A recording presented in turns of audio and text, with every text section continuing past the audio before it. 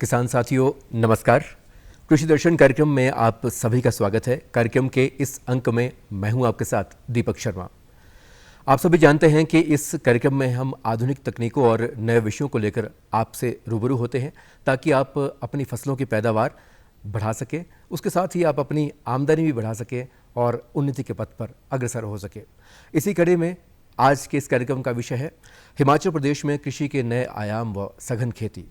और इस विषय पर जानकारी देने के लिए आज हमारे साथ स्टूडियोज उपस्थित हैं पर्यावरण एवं वानिकी वैज्ञानिक डॉक्टर अशोक कुमार सोमल जी। अशोक जी, आपका बहुत बहुत स्वागत है कार्यक्रम में। धन्यवाद जी। इससे पहले कि हम अपने विषय की ओर बढ़ें, हम चाहते हैं कि आप अपने बारे में संक्षिप्त जानकारी हमारे दर्शकों को ज़रूर दें। मैं डॉक्टर अशोक कुमार सोमल हूँ जी। मैं भारतीय वन सेवा अधिकारी के रूप में 2007 में रिटायर हुआ हूँ जी। और तब से लेकर आज तक हम एक एनजीओ है हमारा स्वर्ग सोसाइटी करके, तो उसका हम ज़्यादातर कांगड़ा और ऊना में काम कर रहे हैं और लोगों को जो है खेती के नए नए तकनीक बताते हैं, जैसे सघन खेती वगैरह है। मैं खुद भी खेती करता हूं और आज भी मैंने जो है वहाँ खीरे और करेला की सब्जियों की जो है खेती छोटे पैमाने पर है, परंतु एक डेमो के रूप में किया। जी, बिल्कुल सही बात आपने कही है कि जो खुद भी खेती करते हैं वही दूसरों को भी प्रेरणा दे सकते हैं और नई नई तकनीकों के बारे में जानकारी भी उन्हें हो सकती है। बहरहाल, अगर हम बात करते हैं हिमाचल प्रदेश की, तो हिमाचल प्रदेश की अगर हम टोपोग्राफी की बात करें, इसको कितने भागों में बांटा जाता है फसलों के हिसाब से? जनरली जो है हम हिमाचल को 3 जोन्स में रखते हैं जी। एक तो हाई ऊंचाई वाले जो हैं वो क्षेत्र हैं, उच्च पर्वतीय क्षेत्र हो गए। हाँ, और एक है मध्य पर्वतीय क्षेत्र और नीचे के जो मैदानी इलाके हैं जी बिल्कुल, वो शिवालिक पहाड़ियाँ हैं, तो पर मैदानी भी हैं, जैसे ऊना है, कांगड़ा का निचला क्षेत्र है। जी बिल्कुल। और पोंटा साहब। तो इन तीनों क्षेत्रों की अगर हम बात करें, कौन कौन सी और किस तरह की फसलें यहाँ पर उगाई जाती हैं? ऐसा ना, जो ऊंचाई वाले क्षेत्र हैं उसमें ज़्यादातर बागवानी होती है जी। पर बागवानी के साथ जो है आजकल लोग बेमौसमी सब्जियां जो हैं, बिल्कुल, जैसे कि गोभी है, पत्ता गोभी है, फूल गोभी है, उसके साथ मटर है और टमाटर भी जो है लोग लगाते हैं। जी बिल्कुल, उगा रहे हैं। सघन खेती भी लोग कर रहे हैं जी। और जो मध्य क्षेत्र है उसमें बागवानी भी है, परंतु उसमें ज़्यादातर खेती है, तो उसमें अनाजों की खेती भी होती है, तिलन दहलन की भी खेती होती है और सब्जियों की भी खेती होती है। और निचले एरिया में लोग अनाज उगाते हैं जिसमें गेहूं और चावल के साथ मक्की है, तिलन है, दलहन है और सब्जियों की भी खेती होती है। जैसा हमारा कांगड़ा का एरिया है तो आजकल बरसात में लोग सब्जियों की खेती लगाते हैं, इसी प्रकार हमीरपुर में भी लगाते हैं जी। तो अगर हम बात करते हैं कि जो पारंपरिक खेती के जो हमारे साधन हैं या फिर जो तकनीकें हैं, उससे जो आजकल आधुनिक तकनीकें हैं, कितना फ़र्क उन दोनों में है और किस तरह से आप जो हमारे जो एक तरह से किसान साथी हैं उनको आप नई तकनीकों के बारे में बता सकते हैं?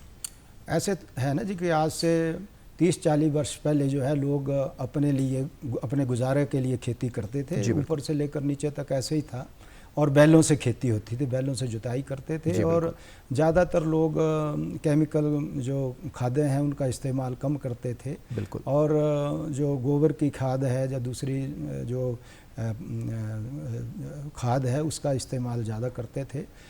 कम पैदावार होती थी पर लोग करते थे। आज की तारीख में लोग जो हैं बैलों से खेती लोगों ने बंद कर दिया, उपले एरिया में थोड़ा बहुत करते हैं, निचले एरिया में ट्रैक्टर और छोटे ट्रैक्टर भी आ गए, पहले बड़े ट्रैक्टर थे और टिलर्स हैं, कई प्रकार के जो है नए नए उपकरण जो है वो इस्तेमाल होते हैं। मध्य क्षेत्र तक भी लोग उस प्रकार की खेती करने लग पड़े हैं, तो इस प्रकार के लोगों के इम्प्लीमेंट्स में भी बदलाव आया है, बीजों में भी बदलाव आया है और जो है जो आपकी खाद है उसमें भी जो है और कई तरीके हुए हैं।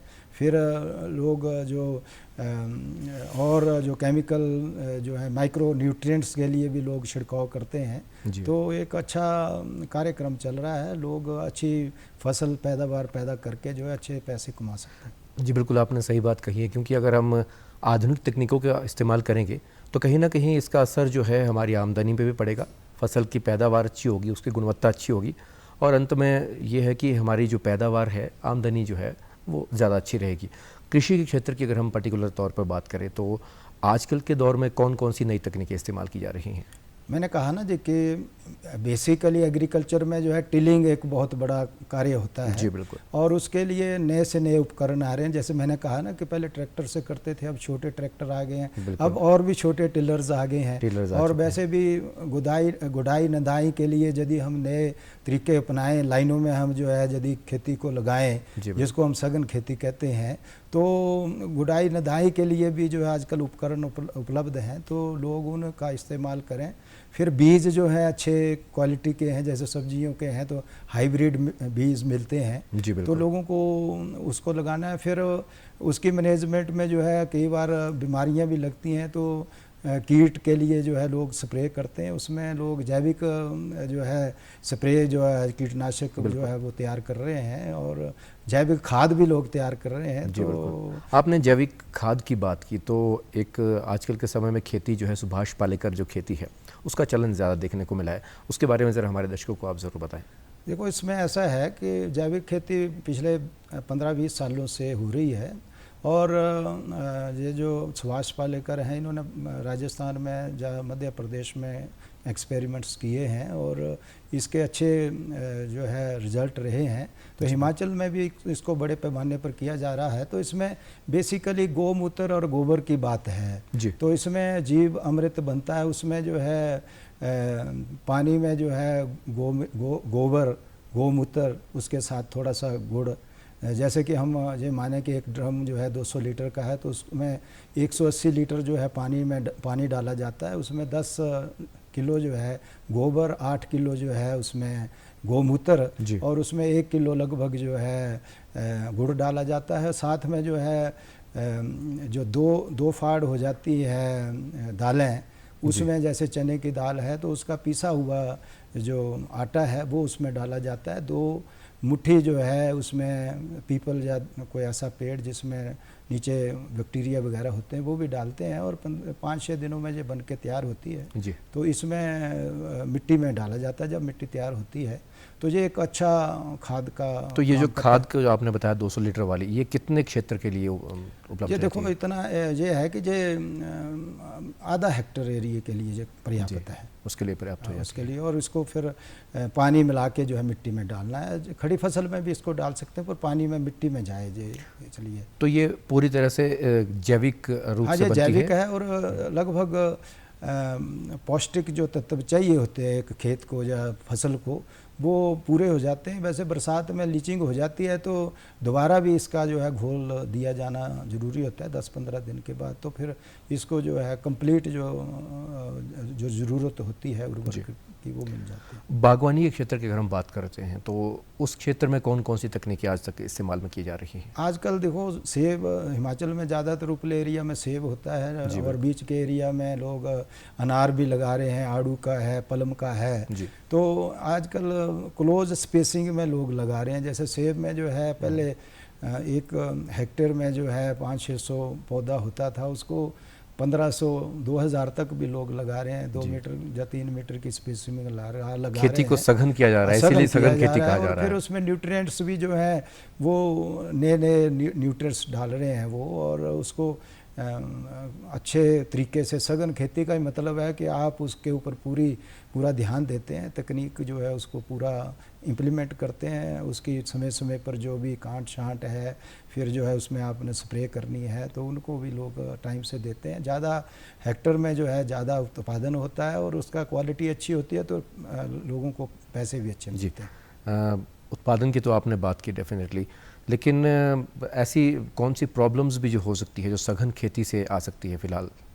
देखो, अब ये नया तरीके चल रहे हैं तो इसमें बेसिकली जो है कुछ तो कीट वगैरह की भी प्रॉब्लम हो सकती है, मौसम की तो मार पड़ती ही है, और मार्केटिंग जो है एक बहुत बड़ी समस्या है। चाहे वो बागबानी है, चाहे वो आपका सब्जियां हैं ऑफ सीजनल, उनके लिए तो चलो ख़रीदार मिल जाते हैं, पर जो मौसमी सब्जियां, जो मौसमी जो फसलें हैं उनके लिए मार्केटिंग एक बहुत बड़ी प्रॉब्लम है। फिर कुछ क्षेत्रों में बंदर की प्रॉब्लम है, जंगली जानवर की है, जो आवारा पशु हैं, जो बेसहारा पशु हैं, वो भी प्रॉब्लम्स हैं।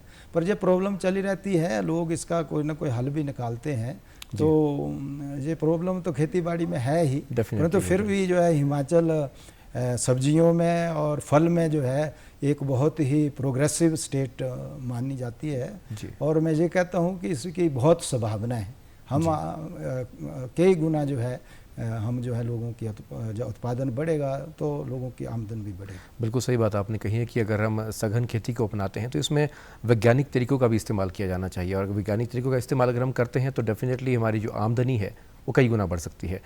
अगर हम आपने बात की थी कि पशुओं की, हमारी कृषि और बागवानी के साथ साथ पशुपालन भी एक तरह से जुड़ा हुआ क्षेत्र है, तो वो किस तरह से हेल्प कर सकता है इन दोनों तकनीकों के? यदि हम पिछले टाइम को देखें तो लोग जो है इंटीग्रेटेड जो है कृषि करते थे, उसमें एनिमल हस्बेंड्री का बहुत बड़ा योगदान था।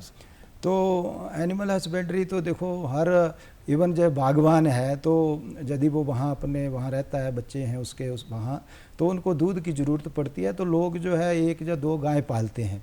तो गाय का दूध तो होता ही है, पर उसके साथ जो है गोबर गूतर ये चीज़ें भी हैं, ये भी इस्तेमाल होती हैं। जैविक खेती के लिए इसका बड़ा योगदान है।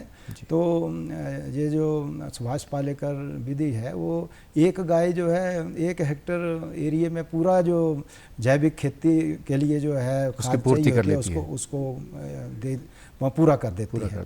तो लोगों को जो अपनाना चाहिए। और वैसे भी क्वालिटी मिल्क जो है हिमाचल जैसी जगहों में ही मिल सकता है, नहीं तो बाहर तो कई चीज़ों की दिक्कत भी है और केमिकल ज़्यादा लोग इस्तेमाल करते हैं, तो क्वालिटी में वो थोड़ा जी ठीक नहीं है। बिल्कुल सही बात आपने कही। और साथ ही साथ एक सबसे बड़ी बात जो देखी गई है कि हम आधुनिक तकनीकी तो इस्तेमाल कर रहे हैं, लेकिन कहीं ना कहीं उनका पर्यावरण पर भी उल्टा असर देखने को मिला है। तो पर्यावरण के साथ जब हम खेती को जोड़कर देखते हैं या फिर बागवानी को जोड़कर देखते हैं, तो किस तरह से हमें संभल कर रहना चाहिए ताकि हमारे पर्यावरण को भी नुकसान ना हो? मैं तो बचपन से हिमाचल में ही हूँ और पिछले 80 से जो है मैं हिमाचल में काम कर रहा हूँ। तो ये देखा गया है कि वैसे तो पूरे विश्व में जो है धरती का तापमान बढ़ रहा है, और धरती के तापमान बढ़ने से जो है जो हम फसलें लगाते हैं, जो बागवानी करते हैं, तो इसके ऊपर विपरीत असर पड़ रहा है।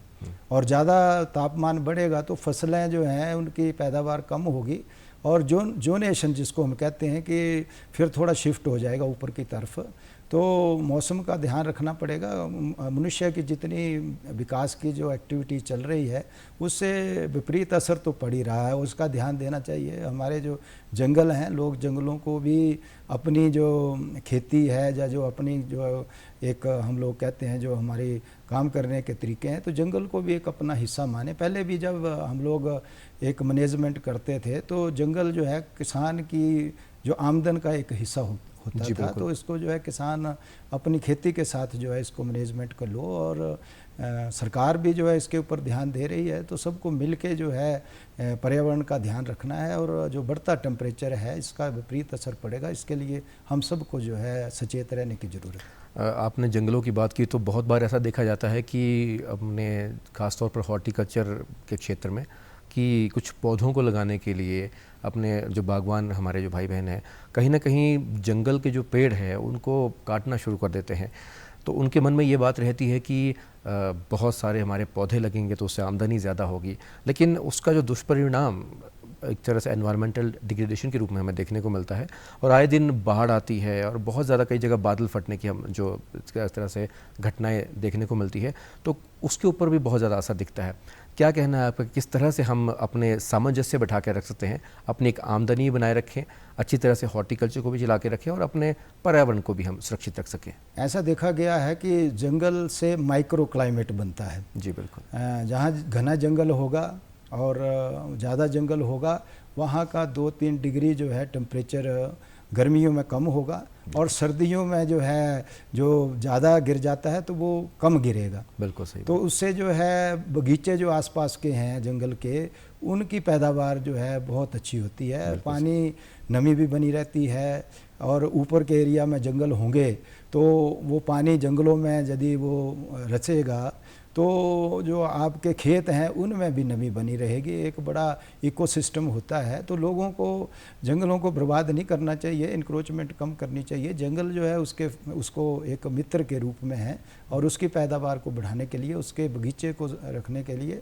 ज़्यादातर जो नुकसान हो रहे हैं, वैसे तो मौसम बदल रहा है उससे वर्षाएं भी ज़्यादा हो रही हैं, परंतु उसका ज़्यादा इफेक्ट ये है कि लोगों ने अब हर घर को, हर गांव को सड़कें बन रही हैं, लोग बड़े बड़े घर भी बना रहे हैं और पक्के रास्ते, पक्की जो है लोग गलियां कर रहे हैं, घर कर रहे हैं, तो उससे जो है जो पानी की सीपेज होती है, जो ग्राउंड वाटर जाता है, तो उसमें फ़र्क पड़ता है। तो फ्लड भी जो है उन वजहों से ज़्यादा होते हैं। तो लोगों को एक संतुलन बनाना पड़ेगा, इकोलॉजी का ध्यान रखना पड़ेगा। ये बात आपने बहुत अच्छी की है कि आधुनिकता और विकास के साथ साथ एक तरह से जो हमारा पर्यावरण का जो संतुलन है वो हमें बना के रखना पड़ेगा, तभी हम आगे बढ़ सकते हैं और एक तरह से ओवरऑल उन्नति भी तभी हो सकती है किसी भी देश की और किसी भी प्रदेश की। लेकिन अगर हम बात करते हैं जो आजकल नई तकनीकें हम इस्तेमाल में ला रहे हैं, आपके एक एनजीओ से भी जुड़े हैं, उसके द्वारा भी और ख़ास तौर पर सरकार द्वारा भी विभिन्न योजनाएं चलाई जाती है, किस तरह से वो आम आदमी तक पहुंचाई जा सकती है जो आजकल नई तकनीकें कृषि और बागवानी क्षेत्र में इस्तेमाल हो रही हैं? ऐसा है ना कि सरकार के महकमे भी हैं जी, और निचले लेवल तक, गांव लेवल तक जो है महकमों का रीच है, पर सरकारी तरीके से सारे काम नहीं हो सकते। सारे जो तकनीकें हैं, जो सरकारी प्रोग्राम हैं, वो ठीक है, सरकारी महकमे नीचे तक पहुंचाते हैं, परंतु वहाँ एनजीओ का बहुत रोल है। बिल्कुल। और एनजीओ क्योंकि लोकल भी होते हैं, कोई बाहर से भी होते हैं, उनके पास मैन पावर भी होती है, उनकी जो है, क्योंकि वो एक इंडिपेंडेंट काम करते हैं, तो उनकी जो क्षमता है तकनीकी भी, नॉलेज से भी वो बिल्कुल रहते हैं। लोगों का लोकल जो भाषा है, लोगों की जो लोगों के रस्म है, उनको वो जानते हैं। तो सरकार को एनजीओ का भी साथ लेना चाहिए। जैसे मैं भी पिछले 15 साल से हमारा स्वर्ग सोसाइटी, जैसे मैंने कहा है, उसके माध्यम से हम काम कर रहे हैं। तो हमने नबार्ड के माध्यम से भी जो है एक सघन खेती का जो है ऊना और कांगड़ा में कार्यक्रम चलाया था। महिलाओं को भी हमने वुमेन एम्पावरमेंट में जो है स्वयं सहायता समूह बना के जो है उनको किसानी की नई नई तकनीक बताई थी। जैसे हम मुझे सघन खेती की बात करें तो हमने जो है वहाँ पंचायतों के माध्यम से भी और स्वयं सहायता समूहों के माध्यम से भी और किसान क्लब बनाए थे, उनके माध्यम से भी जो है हमने वो तकनीक लोगों तक पहुंचाई। आज भी हम लोगों के साथ काम कर रहे हैं और जब हम खुद डेमो देते हैं तो लोग उसके लिए आगे आते हैं। और मैं खुद अपने गांव में हर सीज़न की जो है सब्जी भी लगाता हूँ, अनाज भी पैदा करता हूँ और वो सारा जैविक है और डेमो देता हूँ लोगों को। तो लोग उसको, हमारे गांव में खुद मेरा एक छोटा भाई है, वो मतलब उसका और कोई काम नहीं है, वो खेती से जो है वो लाखों रुपया कमाता है और उसके अपने बच्चों को भी पढ़ा रहा है। उसने अभी अपनी बेटी जो है पीएचडी की और वो साइंटिस्ट बनी है। तो मतलब यदि लोग लेटेस्ट टेक्नोलॉजी और फिर लोगों के ऐसे कार्यक्रमों से जुड़ेंगे तो बच्चे भी जो है आगे बढ़ते हैं। आपने बिल्कुल सही बात की है कि स्वयं सहायता समूह की आप बात कर रहे थे, क्लबों की बात कर रहे थे। एक आम जो किसान है उसको इन क्लबों से जुड़ने का क्या फ़ायदा हो सकता है? किस तरह से वो अपनी पैदावार भी बढ़ा सकता है इन क्लबों से जुड़ने के बाद? सरकार की कई स्कीमें हैं जी, और सरकार अब चाहती है कि लोग अपनी जो है क्लब बनाएं, फेडरेशन बनाएं, यूज़र ग्रुप की बात करते हैं वो। तो क्योंकि वैल्यू एडिशन बहुत ज़रूरी है किसी भी उत्पादन की जो भी करते हैं, और क्योंकि वैल्यू एडिशन करेंगे तो उसके दाम अच्छे मिलेंगे, उसकी वायबिलिटी, जैसे आप बोल रहे हैं कि अब जो अनाज हैं, सब्जियां हैं, तो वो ज़्यादा देर तक नहीं रहते हैं। तो यदि समूह में बनाएंगे तो उसकी मार्केटिंग के लिए भी फ़ायदा होगा। लोग इकट्ठे काम करेंगे तो वो यदि उपकरण है तो वो साझा कर सकते हैं, बीज जो है उसकी, जो दवाइयाँ हैं, जो बाकी चीज़ें हैं, इकट्ठे में जो है लोगों को जल्दी से मतलब ढंग से जो है उन तक अप्रोच भी किया जा सकता है, उनको एजुकेट भी किया जा सकता है। तो ये एक अच्छा माध्यम है किसान क्लब और लोगों को जुड़ना चाहिए। आपने बात की कि लागत की, जो आपने बात की, ये जो किसान साथी हैं हमारे, बहुत बार उन तक वो योजनाएं या फिर वो जो गवर्नमेंट की स्कीम्स होती है नहीं पहुंच पाती है और कहीं ना कहीं उनकी लागत इतनी ज़्यादा हो जाती है और उनको बाद में दाम भी नहीं मिल पाते। किस तरह से वो जुड़े रह सकते हैं सरकार की गतिविधियों के साथ और किस तरह से वो अपनी लागत को कम करके अपनी आमदनी को बढ़ा सकते हैं? किसान को जागरूक होना बहुत ज़रूरी है जी। जैसे पंजाब का किसान है, बहुत जागृत है, मार्केट के साथ जुड़ा है, और वो अपने स्तर पर भी तकनीक जो है अपनाता रहता है। हमारी थोड़ी दिक्कत है, हमारी जोत छोटी है और 50% से ज़्यादा जो किसान हैं वो अपनी जो रोज़मर्रा की ज़रूरत है जो उसको जितनी ज़रूरत होती है उतना खेती से नहीं आता है। तो जैसे मैंने कहा ना कि इसको इंटीग्रेटेड किया जाए तो किसान जो है अपनी आमदन ज़्यादा बढ़ाएगा, परंतु किसान को जागरूक होना बहुत ज़रूरी है। और जो सरकार की स्कीमें हैं जैसे आज भी हम वार्ता कर रहे हैं, तो किसान इसको सुने, प्रश्न करे और उसका हल भी साइंटिस्टों से ले, तो मेरे ख्याल हम लोग अच्छा डिलीवर कर पाएँ। जी, आपने कहा कि हमारे जो किसान हैं उनके पास छोटी जोत है, छोटी खेती ही वो कर पाते हैं, लेकिन एक चीज़ अगर देखने में आई है कि बहुत सारे किसान आजकल पलायन कर रहे हैं, खेती को छोड़ रहे हैं। उसमें ये भी हो सकता है कि कई बार कुछ जानवरों की समस्याएं हो सकती है और भी बहुत सारी समस्याएं रहती है। किस तरह से किसानों को दोबारा खेती की तरफ लिया जा सकता है? ये एक बहुत बड़ा जो है समस्या है, क्योंकि जब बच्चे पढ़ जाते हैं तो उनको जो है अपनी एक नई खोज रहती है कि वो अच्छे कारोबार में जाएं। जी बिल्कुल। और उनकी आमदन अच्छी हो, अच्छे सपने देखते हैं वो। तो बच्चे, अब पहले परिवार बड़े होते थे तो उस हिसाब से खेती की तरफ भी एक बच्चा चला जाता था। तो ये एक समस्या है, परंतु खेती को जो है लाभकारी बनाना पड़ेगा। और जैसे आपने बात की है, समस्याएं तो हैं, क्योंकि ज़्यादातर रेनफेड एरिया हैं, सिंचाई की व्यवस्था कम है और भी मार्केटिंग बहुत बड़ी प्रॉब्लम है। बिचौलिए जो है किसानों को बड़ा तंग करते हैं, मार्केट में सीधा नहीं जाते हैं। तो ये समस्याएं हैं, परंतु जब प्रॉफिटेबल खेती होगी तो लोग ऑटोमेटिकली, जैसे मैं एक एग्जांपल देना चाहता हूँ, वो कभी कभी होता है, टमाटर जो है जिन किसानों ने लगाया था, सोलन के हैं, इवन बल के भी, मंडी के हैं, तो करोड़पति भी बने हैं। तो ऐसे चीज़ें हैं। हाँ, किसानी में दिक्कत है, इसकी आर्थिकी ये है कि एक बार यदि ज़्यादा दाम मिलते हैं तो एकदम क्रैश भी होते हैं। तो वो थोड़ा सा सरकार को और थोड़ा सा किसान को जागरूक होना पड़ेगा और उसको जो है प्रबंध के नए नए अंजाम जो है सीखने पड़ेंगे। और आजकल का जो युवा ख़ास तौर पर अगर हम बात करते हैं, अगर वो पढ़ाई भी कर लेते हैं तो, या फिर कुछ लोग पढ़ाई करना बीच में छोड़ देते हैं, तो फिर वो कहीं ना कहीं छोटी मोटी प्राइवेट कंपनी में काम करना शुरू कर देते हैं। वहाँ पर कई बार उनके स्वास्थ्य में भी गिरावट देखने को मिलती है और ना ही उनको उतना मेहनताना मिल पाता है। तो ये एक सबसे बड़ी प्रॉब्लम देखने को मिलती है। और अगर उन्हीं युवाओं को हम किसानी की तरफ अगर मोड़ पाएँ तो एक सबसे बड़ी बात तो ये होगी कि हमारे पास अनाज की कमी नहीं होगी और साथ ही साथ आमदनी का भी बहुत अच्छा ज़रिया हो सकता है। तो किस तरह से युवाओं को भी प्रेरित किया जा सकता है ख़ास तौर पर? युवाओं को, क्योंकि देखो 90% जो हमारा परिवेश है गांव का 90% है और हर युवा जो है वो खेती से जुड़ा है।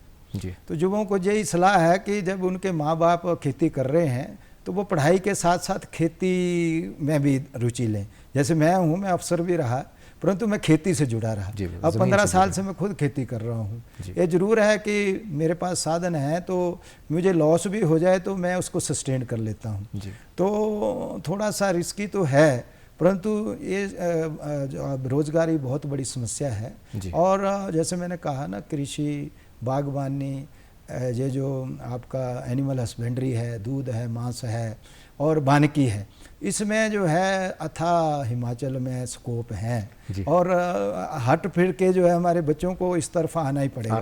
50% लोग तो खेती से जो है रोजगार कमा सकते हैं और आने वाले टाइम में कमाएंगे। बहुत अच्छी बात आपने कही है डॉक्टर अशोक कुमार जी। और ये जो बातें हैं कि अपने युवाओं को अपने खेतों की तरफ हमें आना पड़ेगा, आमदनी भी हो सकती है, कृषि के साथ साथ पर्यावरण का भी एक तरह से संरक्षण हो सकता है और एक अच्छी ज़िंदगी हम जी सकते हैं। इन तमाम जानकारी को देने के लिए आपका बहुत बहुत धन्यवाद। बहुत बहुत धन्यवाद जी। तो दर्शकों, उम्मीद करते हैं कि आप आज की इस जानकारी से ज़रूर लाभान्वित हुए होंगे। अगले कार्यक्रम में एक नए विषय और विशेषज्ञ के साथ हम फिर से हाजिर होंगे। तब तक के लिए नमस्कार।